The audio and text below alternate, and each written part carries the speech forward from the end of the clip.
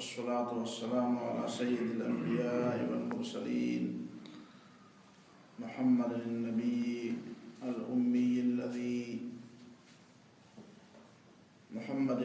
الأمي وعلى آله وصحبه أجمعين. أما بعد، فعن عكرمة رضي الله تعالى عنه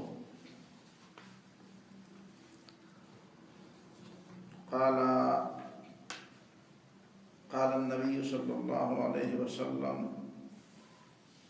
في قوله تعالى: وإذا جاءك الذين يؤمنون بآياتنا فقل سلام عليكم. قال: الحمد لله الذي جعل في أمتي من أمرني أن أبدأهم بالسلام.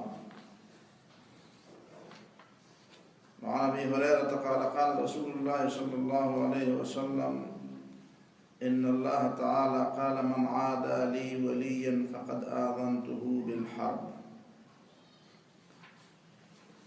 یہ آج 3 احادیث میں آپ کے سامنے رکھوں گا. ان احادیث کا تعلق ان قربانی دینے والے مسلمانوں کے ساتھ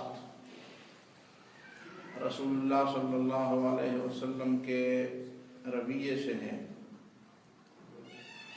اور قرآن میں جو سعالق اور غریب اور فقیر مہاجرین و انصار جنہوں نے اسلام کے ابتدائی دور میں قربانیاں دی تھیں، جہاں پہ کامیابی کے کوئی امکانات بظاہر نظر نہیں آ رہے تھے، اس زمانے میں جن لوگوں نے اسلام کے لیے قربانیاں دی تھیں، اور اس زمانے میں جنہوں نے رسول اللہ صلی اللہ علیہ وسلم کے ساتھ جو سچے وعدے کیے تھے اور جو سچی ہمدردی اور خیرخواہی کی تھی اسلام کی، اور سچائی کے ساتھ پھر اسی وعدے پر وہ وفا کرتے رہے اور اس پہ قائم رہے. بعد کے زمانے میں جہاں پہ بظاہر کامیابی کے آثار نظر آ رہے تھے، اور اس زمانے میں جو لوگ مسلمان ہوئے، جو ایمان لے آئے، ان کے ایمان پر اور ان کے ارادے پر کوئی شک کیے بغیر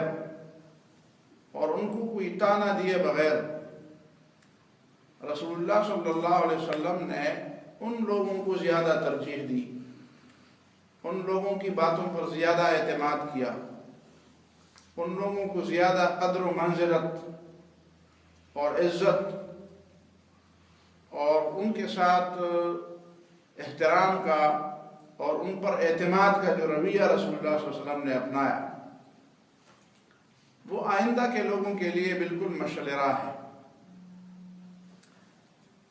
یہ سورہ الانعام کی جو آیت ہے، جس میں اللہ تعالیٰ نے فرمایا: وَإِذَا جَاءَكَ الَّذِينَ يُؤْمِنُونَ بِآيَاتِنَا فَقُلْ سَلَامٌ عَلَيْكُمْ،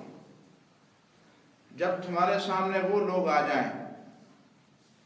جو ہماری آیتوں پر ایمان رکھتے ہیں، تو آپ سلام میں ان پر پہل کیجیے. اور وَاصْبِرْ نَفْسَكَ مَعَ الَّذِينَ يَدْعُونَ رَبَّهُمْ بِالْغَدَاةِ وَالْعَشِيِّ، جس طرح سورہ الکہف میں فرمایا، اپنے آپ کو روکے رکھو ان لوگوں کی مجلس میں بیٹھنے پر، اپنے آپ کو صابر اور قانے رکھو. یدعون ربهم بالغداة والعشی، جو صبح و شام اپنے رب کو پکارتے ہیں اور وہ اللہ تعالیٰ کی رضا چاہتے ہیں. وَلَا تَعْدُ عَيْنَاكَ عَنْهُمْ تُرِيدُ زِينَةَ الْحَيَاةِ الدُّنْيَا، اور ان سے اپنے آنکھیں نہ پھیرو، یعنی تمہارے آنکھیں ان سے نہ پھر جائیں. اور کیا تم ان سے آنکھیں پھیر کر دنیا کے مال و متاع کے پیچھے پڑتے ہو؟ حالانکہ ایسا نہیں ہے. اس کا مطلب یہ نہیں ہے کہ نبی صلی اللہ علیہ وسلم ایسا کرتے تھے، بلکہ بظاہر اس سے ایسا لگتا تھا. تو قرآن نے، اللہ رب العالمین نے نبی صلی اللہ علیہ وسلم کو یہ حکم واضح الفاظ میں دیا کہ وَلَا تَعْدُ عَيْنَاكَ عَنْهُمْ، چاہیے کہ تمہاری آنکھیں اس سے ادھر ادھر نہ پھیریں. وَلَا تُطِعْ مَنْ أَغْفَلْنَا قَلْبَهُ عَنْ ذِكْرِنَا، اور ان لوگوں کی بات تو بالکل نہ مانو جن کے دل کو ہم نے اپنے ذکر سے غافل کر دیا۔ تو یہ آیات جب نازل ہوئی تو رسول اللہ صلی اللہ علیہ وسلم کے سامنے جب بھی حضرت سلمان، حضرت صہیب، حضرت بلال رضی اللہ تعالیٰ عنہ، حضرت عمار، یہ جو پرانے ابتدائی زمانے کے مسلمان لوگ تھے اور جو غریب تھے اور جنہوں نے اخلاص کے ساتھ نبی صلی اللہ علیہ وسلم کے ساتھ وفا کی، قربانیاں دی، سختیاں برداشت کی، تکلیفیں برداشت کی، مار پیٹ برداشت کی، تو یہ لوگ جب بھی نبی صلی اللہ علیہ وسلم کے سامنے آتے تھے تو نبی صلی اللہ علیہ وسلم سلام میں پہل بھی فرماتے تھے، اور پھر ایک دفعہ رسول اللہ صلی اللہ علیہ وسلم نے فرمایا کہ الحمدللہ الذی جعل فی امتی من امرنی ان ابدأہم بالسلام، شکر ہے کہ اللہ تعالیٰ نے میری امت میں ایسے لوگوں کو پیدا فرمایا کہ مجھے بھی حکم دیا کہ جب وہ سامنے آ جائے تو میں سلام میں پہل کروں۔ یہ رسول اللہ صلی اللہ علیہ وسلم کا بہت بڑا بلند مقام تھا۔ اس بات سے جہاں رسول اللہ صلی اللہ علیہ وسلم کے بلند اخلاق کا پتہ چلتا ہے، ایک آدمی کو جو بہت بڑا آدمی ہو اسے کہا جاتا ہے کہ جب تمہارا وہ فالوور جو تمہارا اتباع کرنے والا ہو، جس کو تمہاری اتباع کا اور تمہاری اطاعت کا حکم دیا گیا ہے،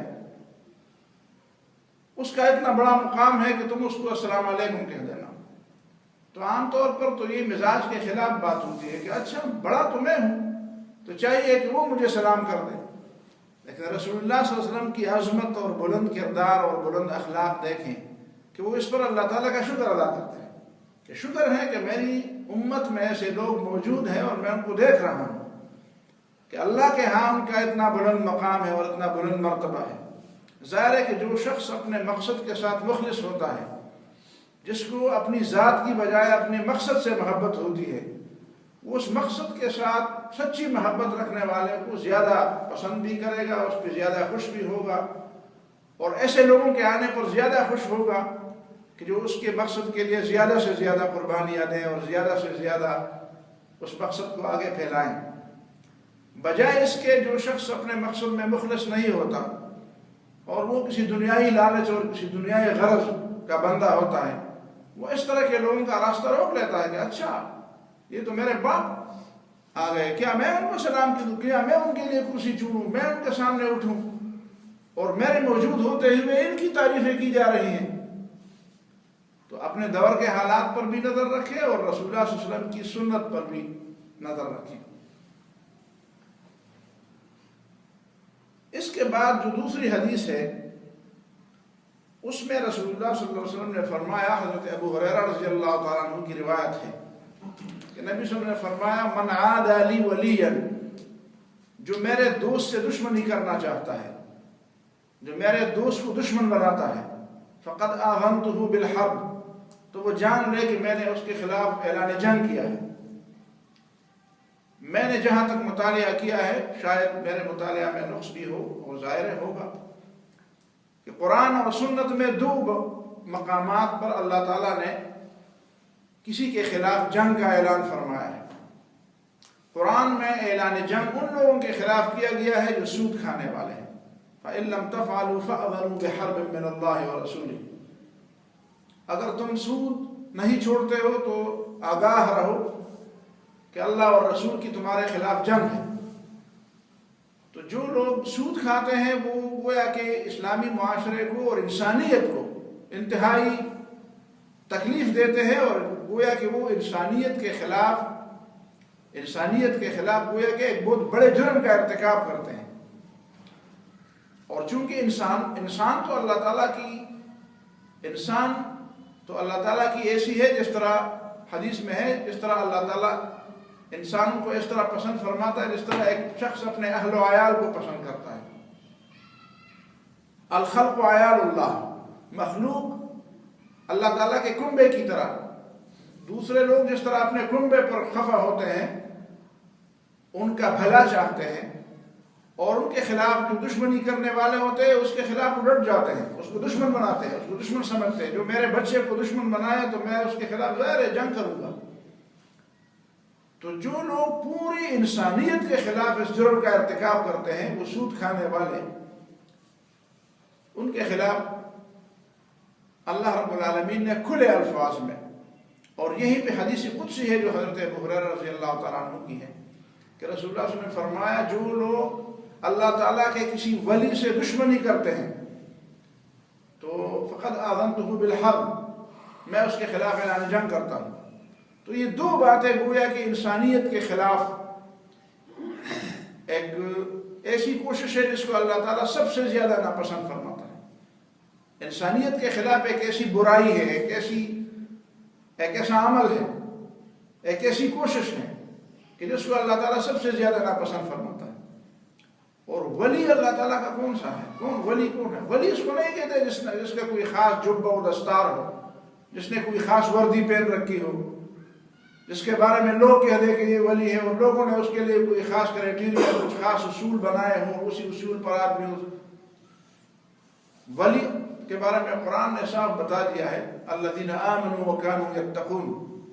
الا ان اولیاء اللہ لا خوف علیہم ولا هم یحزنون الذین آمنوا وکانوا یتقون، جو مومن ہیں جو اللہ کا تقوی اختیار کرنے والے ہیں۔ تو اس میں فرق مراتب ہے، سارے مومن ایک لحاظ سے اللہ تعالیٰ کے اولیاء ہیں، اور پھر وہ جو ایمان کے معاملے میں سب سے آگے جانے والے ہیں، ایمان کے معاملے میں جو سب سے زیادہ قربانیاں دینے والے ہیں علی فرق المراتب، تو وہ بھی اللہ تعالیٰ کے اولیاء ہی ہیں۔ تو جو لوگ اللہ تعالیٰ کے دین کے لیے قربانیاں دینے والے ہوں اور دوسرا اس سے اسی قربانی کی بنیاد پر دشمنی پہ اتر آتا ہے،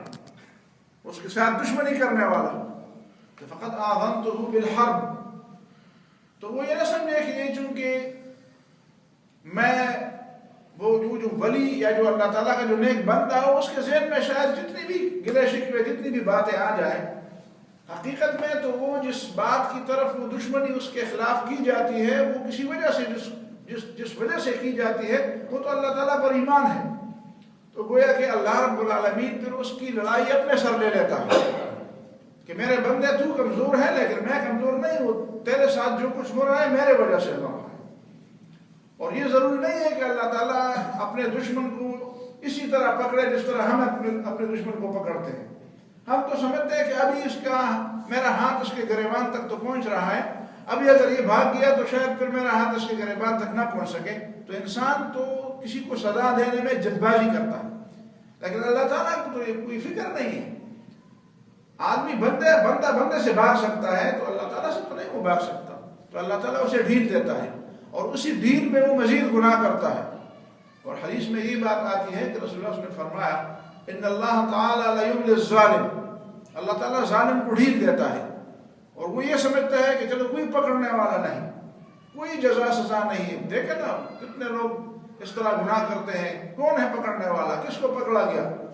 بلکہ کبھی کبھی ایسا بھی ہوتا ہے کہ اسے استدراج سے گزارا جاتا ہے۔ استدراج کا مطلب یہ ہے کہ اسے مزید خوشیاں دی جاتی ہے، اسے مزید آسانیاں دی جاتی ہے، اسے مزید سہولیات دی جاتی ہے، اسے مزید عزت دی جاتی ہے دنیا کے اندر، اس کو اٹھایا جاتا ہے تاکہ وہ گرے تو انتہائی بلندی سے گرے، کم بلندی سے گرے تو بہت کم نقصان ہوگا، اور جتنی زیادہ بلندی سے وہ گرے تو اتنا زیادہ ہی اس کا نقصان ہوگا۔ تو اللہ تعالیٰ انتہائی بلندی پہ جا کر اس کو گرا دیتا ہے۔ اور تیسری حدیث جو اس وقت میں نے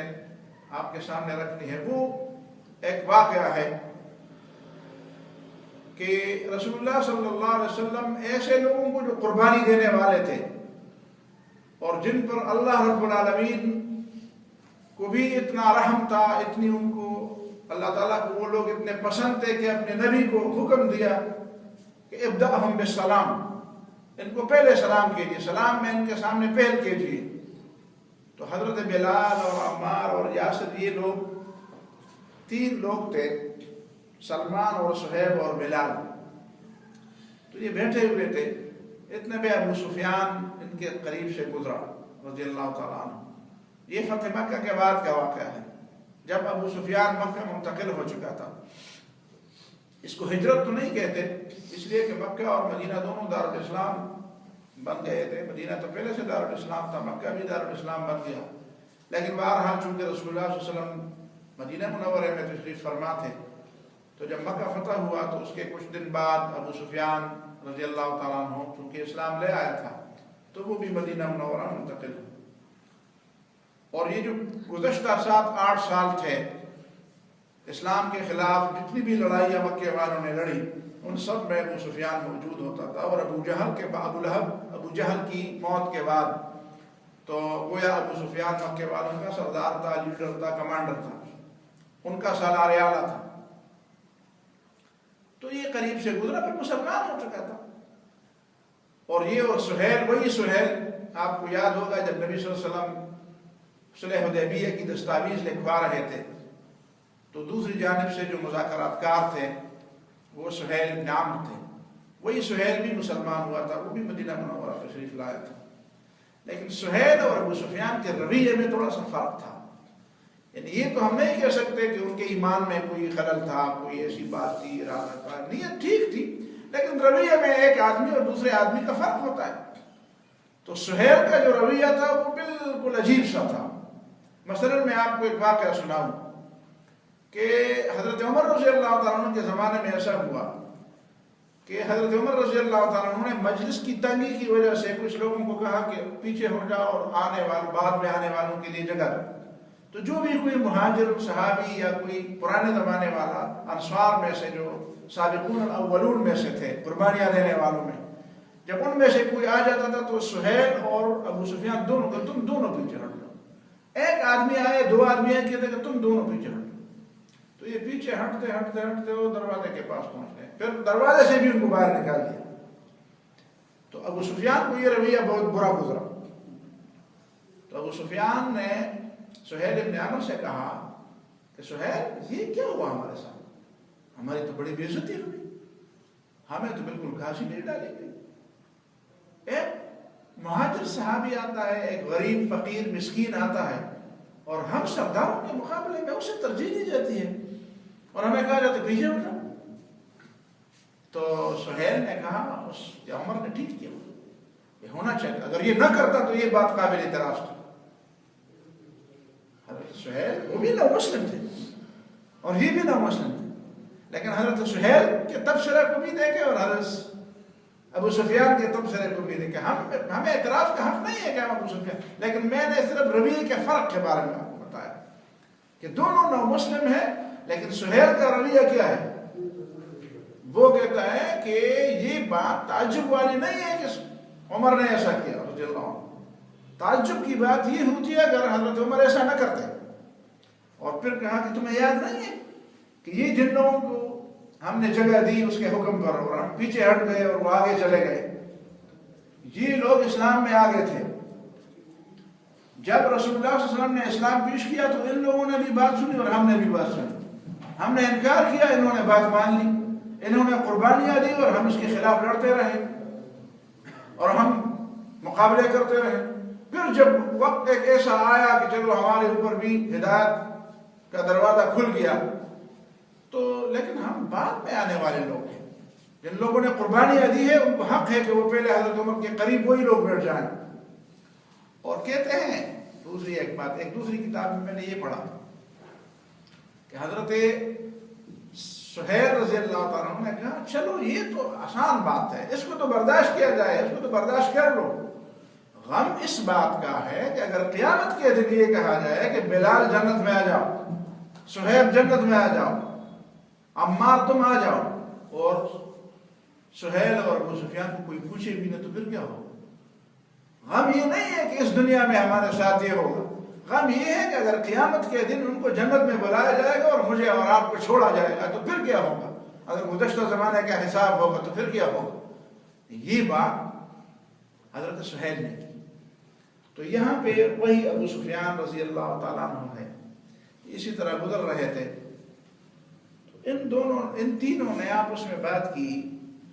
اور اس کو دیکھا تو کہا کہ ما اخذت سیوف اللہ من عنق عدو اللہ ما خذها. اللہ تعالیٰ کی تلواروں نے اللہ تعالیٰ کے دشمن کی گردن سے اپنا حق وصول نہیں کیا. دیکھیں نا، یہ گردن اسی طرح چل رہی ہے، آدمی ادھر ادھر جا رہا ہے اور ہماری تلواریں بھی ہیں اور حق نہیں لے سکتے. حق لینا چاہیے تھا. یعنی بات تو سمجھتے ہیں. بلال، صہیب اور سلمان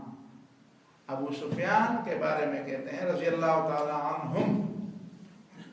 کہ اللہ تعالیٰ کی تلواروں نے اللہ تعالیٰ کے دشمن کی گردن سے اپنا حصہ نہ لے سکے اللہ تعالیٰ کی تلوار. تو یہ تو بڑی خطرناک بات تھی بظاہر. تو یہ بات ابو بکر صدیق رضی اللہ تعالیٰ عنہ نے سن لی. تو ابو بکر صدیق رضی اللہ تعالیٰ عنہ نے یہ بات سنی تو کہتے ہیں اتقولون ھذا لسید قریش, قریش کا سردار ہے اور تم اس کے بارے میں یہ باتیں کہتے ہو, اور مسلمان بھی ہیں, قریش کا سردار اور مسلمان ہے, تم اس کے بارے میں یہ باتیں کرتے ہو. انہوں نے کوئی جواب نہیں دیا, جواب نہیں دیا. شیخ قریش و سیدہم. اور ابو بکر صدیق رضی اللہ تعالیٰ عنہ سیدھے رسول اللہ صلی اللہ علیہ وسلم کے پاس چلے گئے اور نبی صلی اللہ علیہ وسلم کے سامنے شکایت کی کہ بلال اور سلمان اور صہیب نے ابو سفیان کے بارے میں یہ کہا کہ اللہ تعالیٰ کی تلواروں نے اللہ تعالیٰ کے دشمن کی گردن سے اپنا حصہ وصول نہ کیا. تو رسول اللہ صلی اللہ علیہ وسلم نے کیا فرمایا ہوگا آپ کے خیال میں؟ ابو بکر صدیق رضی اللہ تعالیٰ عنہ کو نبی صلی اللہ علیہ وسلم نے فرمایا لعلک اغضبتہم, ابو بکر لگتا ہے تم نے ان کو خفا کیا, لگتا ہے جب یہ بات تم نے سنی تھی تو تم نے بلال اور سلمان اور صہیب کو خفا کیا ہوگا. اور یاد رکھو لئن اغضبتہم لقد اغضبت ربک, اگر تم نے بلال سلمان اور صہیب کو غصہ کیا ہے تو جان لو تم نے اپنے رب کو اپنے بارے میں غصہ کیا ہے, اپنے آپ پر غصہ کیا ہے. اور یہ نہیں فرمایا کہ انہوں نے ٹھیک کی بات یا غلط کی, جو بھی کی تم نے ان کو روکا ہوگا, شاید تم نے ان کو ٹوکا ہوگا. اس طرح انہوں نے ٹوکا تو تھا کہ تم شیخ قریش و سیدہم, قریش کے سردار اور بزرگ کو, سفید روش کو یہ باتیں کہتے ہو. اور ابو بکر صدیق رضی اللہ عنہ فوراً نبی صلی اللہ علیہ وسلم کے دربار سے اٹھ کر پھر ان کے پاس آئے, یہ ابھی تک بیٹھے ہیں, اور تو کہتے ہیں کہ اغضبتکم یا اخوتی,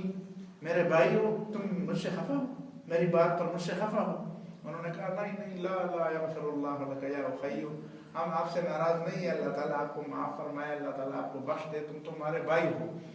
ظاہر ہے کہ حضرت ابو صدیق بھی ان کی طرح قربانیاں دینے والے ہیں. تو کہتے ہیں نہیں آپ سے تو ہم خفا نہیں ہیں, آپ تو ہمارے بھائی ہیں, اللہ تعالیٰ آپ کی مغفرت فرمائے. یہ ہے قربانی دینے والوں کی قدر. تو جس فکر میں, جس تحریک میں, جس جماعت میں, جس اجتماعیت میں, جس ملک میں اور جس بھی ادارے میں اس مقصد کے لیے جس مقصد کے لیے وہ ادارہ, وہ جماعت, وہ فکر, وہ تحریک بنی ہو, اس مقصد کے لیے قربانی دینے والے اگر پیچھے ہٹائے جائیں اور نئے نئے لوگ بھی آگے آتے رہے اور ان کی قدردانی ہوگی, تو اس کا مطلب یہ ہے کہ اس مقصد کے ساتھ محبت ختم ہو گئی ہے. اگر اس مقصد کے ساتھ محبت ہوتی اور ذات پر وہ مقصد مقدم ہو سکتا کہ مقصد ذات پر مقدم ہو, ذات کے لیے ساری چیزیں نہ ہو, ذات کے ارد گرد لوگ نہ پھرے, ذات کے ارد گرد طواف نہ ہو, مقصد کے ارد گرد طواف ہو, اور اس شخص کی قدر ہو جو اس مقصد کے لیے سب سے زیادہ قربان, تو آپ کے پاس لوگ آتے رہیں گے, آپ کے پاس نیا خون آتا رہے گا, نئی نئی صلاحیتوں والے لوگ آتے رہیں گے, قربانیاں دینے والے آتے رہیں گے, آپ سے زیادہ بڑھ کر قربانیاں دینے والے آتے رہیں گے. لیکن اگر آپ کسی ذات کے ارد گرد گھومتے رہیں اور مقصد کو پیچھے رکھ کر ذات کو ترجیح دیں گے, تو پھر ظاہر ہے کہ جس کے پاس زیادہ پیسے ہوں گے وہ ساری مجلس کو لوٹ لے گا, جس کے پاس دولت ہوگی, جس کے پاس تیز زبان ہوگی, جس کے پاس بہت کچھ دنیا کے لیے جو بہت کچھ ہوگا, وہ لوگ اوپر آئیں گے اور باقی لوگ دیکھیں گے کہ بھائی یہاں تو پھر مقصد کی خاطر کوئی بات نہیں ہے, یہاں تو پھر ریا چلتی ہے, یہاں تو دکھاوا چلتا ہے, یہاں تو مکر اور فریب چلتا ہے. تو جہاں پہ مکر اور فریب چلتا ہو پھر وہاں اللہ تعالیٰ کی مدد کیسے ہوگی؟ بہرحال یہ بنیادی بات سمجھنے کی تھی. اب ہماری اور آپ کی ذمہ داری بنتی ہے کہ ہم اپنے زمانے کے حالات میں کو دیکھیں, اس اینک کے اندر اپنے زمانے کے حالات کو دیکھیں اور سمجھیں کہ ہمارے اندر کیا کیا کمزوریاں ہیں تاکہ اس کی اصلاح ہو سکے. اقول قولی ھذا واستغفر اللہ لی ولکم ولسائر المسلمین.